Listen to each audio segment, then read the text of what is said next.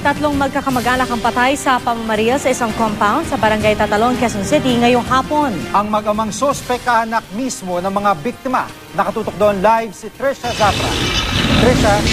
Pia Jiggy, madugong trahedya ang kinahantungan ng dapat sana ay lingguhang salo-salo ng pamilya Tan matapos di umanong barilin at mapatay ng bunso ang kanyang ate, kuya at isa sa mga pamangkin. Bandang 2:00 ng hapon sumiklab ang gulo sa Banawi Usio Townhouses, Kabignayan Street, Barangay Tatalon, Quezon City.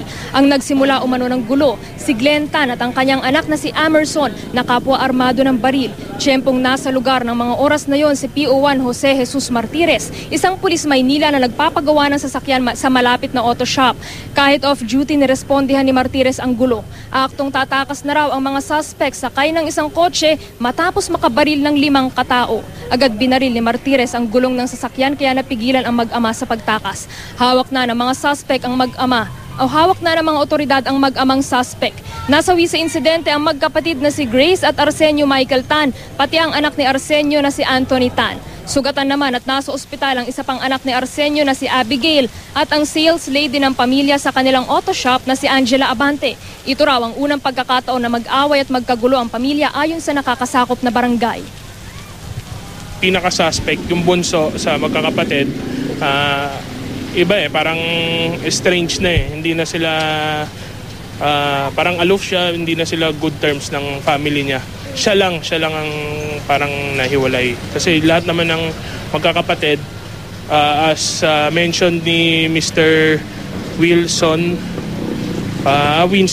Tan, na every Sunday dapat nagla-lunch sila dito sa house nila.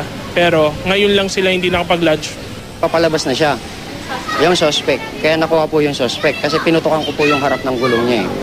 Hindi ko naman kakayanin mag-isa lang. Kaya kailangan ko ng responde kasi nagkakaroon na ng barilan . Rumisponde sila.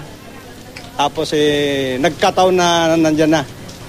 Pa-split na sana pero naabutan nila yung mga follow-up natin. Jiggy, tumanggi ang pamilya na magbigay ng pahayag sa harap ng kamera at hindi na rin nila isinapubliko ang detalye ng hidwaang ito ng kanilang pamilya. Samantala, hawak na ng pulisya ang mga suspect at maaari silang maharap sa kasong pagpatay. Jiggy? Maraming salamat, Trisha Zafra.